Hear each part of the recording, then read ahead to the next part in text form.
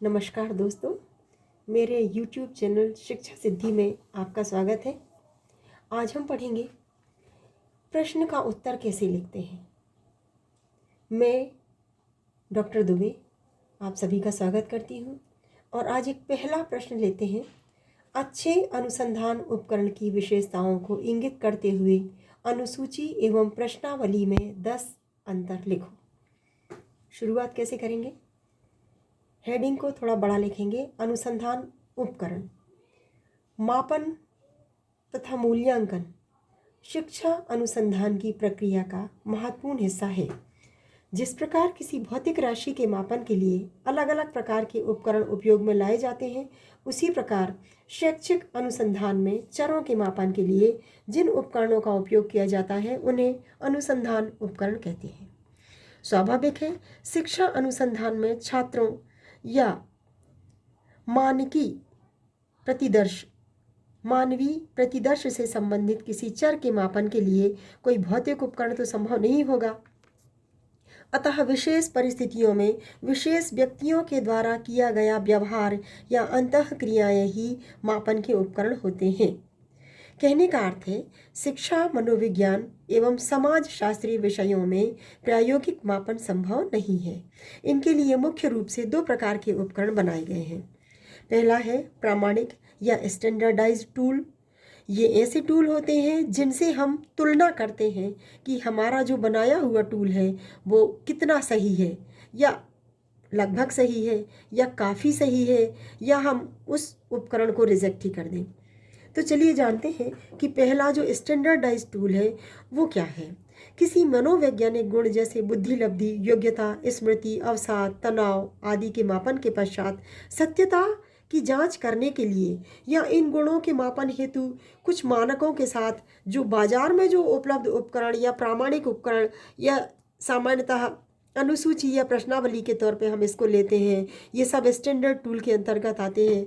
अब देखिए यहाँ पर हम एक उदाहरण लेते हैं कि उदाहरण के लिए 12वीं बोर्ड का पेपर बनाते समय ब्लूप्रिंट एक मानक उपकरण के रूप में इस्तेमाल किया जाता है। तो यह ब्लूप्रिंट क्या है? वो हमारा स्टैंडर्डाइज टूल है। उसके आधार पर हम किस यूनिट में से कितने नंबर का लेना है, किस प्रकार का लेना है, प्रश्न शॉर्ट आंसर टाइप लेना है या ऑब्जेक्टिव टाइप लेना है या लॉन्ग आंसर टाइप लेना है, उसके आधार पर हम जो अपना पेपर का निर्माण करते हैं, तो जिसको आधार माना जाता है वो स्टैंडर्डाइज टूल होता है। पेपर का निर्माण ब्लूप्रिंट में दिए गए नियमों या मानकों के अनुसार किया जाता है। ये तो हो गए स्टैंडर्डाइज टूल। अब हम लेते हैं स्वनिर्मित उपकरण, जो हम ब्लूप्रिंट की सहायता से स्वयं निर्माण करते हैं। किसी प्रयोग की जानकारी प्राप्त करने या परीक्षण हेतु हमारे स्वयं के द्वारा बनाए गए जो उपकरण है वो स्वनिर्मित उपकरण कहलाते हैं। चाहे ये इसमें अनुसूची ले लें, चाहे हम अवलोकन ले लें, चाहे साइकोमेट्रिक टेस्ट ले लें, इन सब उपकरणों में हम जो जानकारी चाहते हैं उनको हम ले सकते हैं। और अगर हमें ऐसा लगता है कि ये जानकारी हमारे काम की नहीं है तो हम उसको एट ए टाइम बदल भी सकते हैं या बाद में बदल सकते हैं, मतलब अपने अनुसार हम फेरबदल कर सकते हैं। तो ये तो हो गए उपकरण के प्रकार। अब हम एक अच्छे उपकरण की कुछ विशेषताओं पर प्रकाश डालते हैं। एक अच्छे अनुसंधान उपकरण की विशेषताएं मुख्य रूप से 2 प्रकार की हैं। एक तो व्यावहारिक विशेषताएं और दूसरी है तकनीकी विशेषताएं। व्यावहारिक विशेषताओं में क्या होना चाहिए?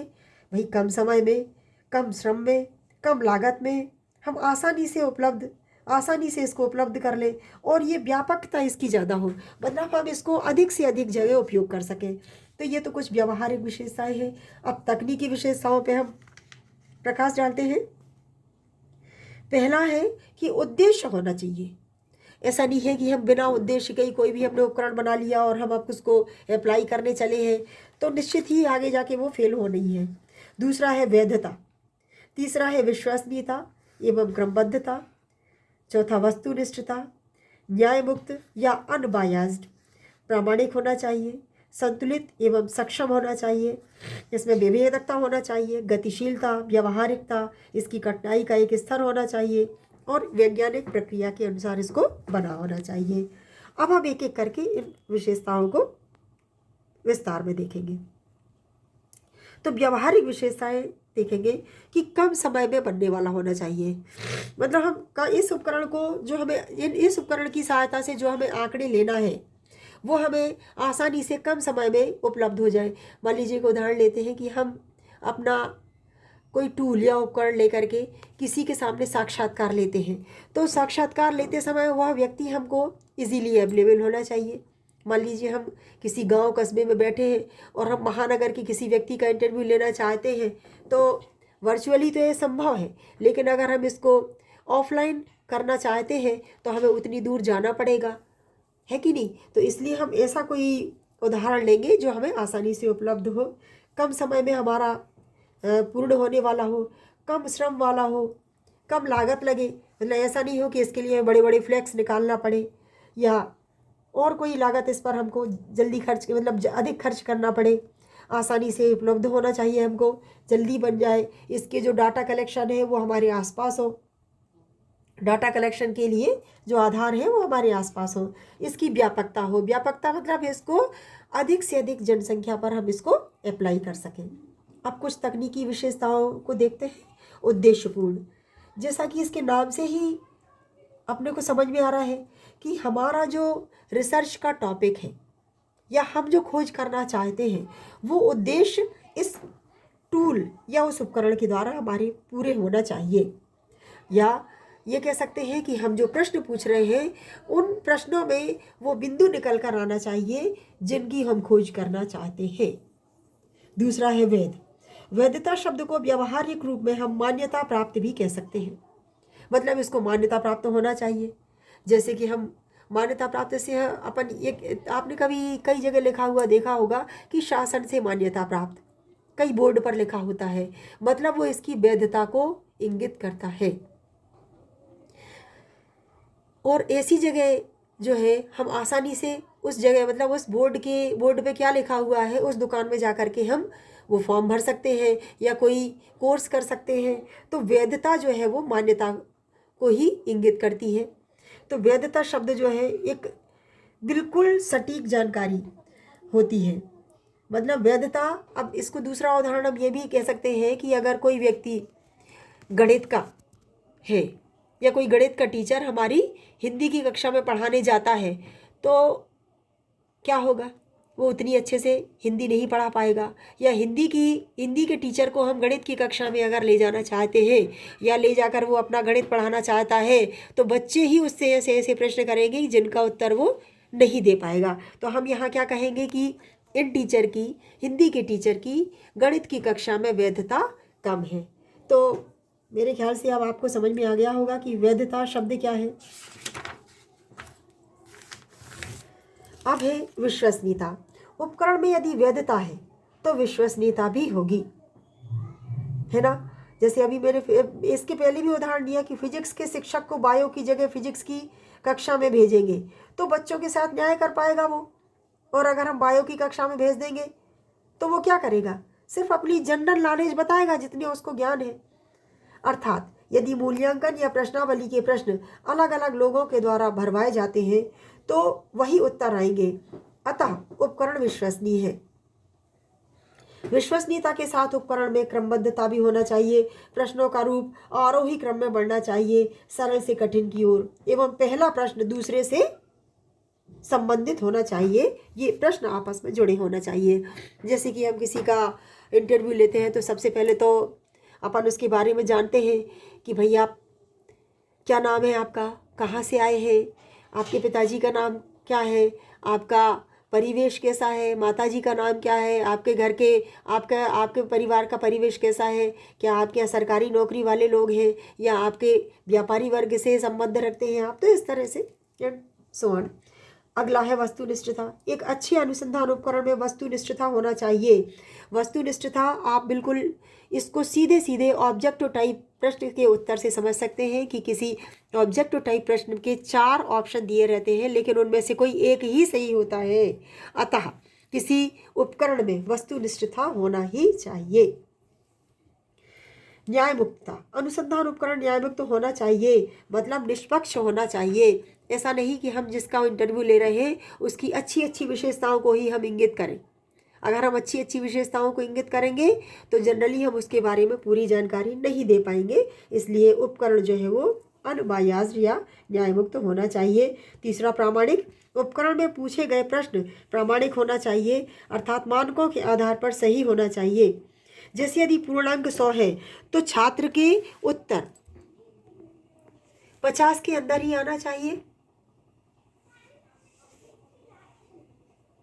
माफ कीजिए, यदि पूर्णांक 50 है तो 50 प्रश्न हो गए एक एक नंबर के, और जब विद्यार्थी उनको हल करेगा तो विद्यार्थी मैक्सिमम 50 नंबर ही इसमें से पाएगा। उसके 52 नंबर यदि आते हैं तो वो प्रामाणिक नहीं होंगे। अगला है संतुलित। परीक्षण में पूछे गए प्रश्न जो है या जानने के लिए जो विधाएं हैं वो संतुलित होना चाहिए।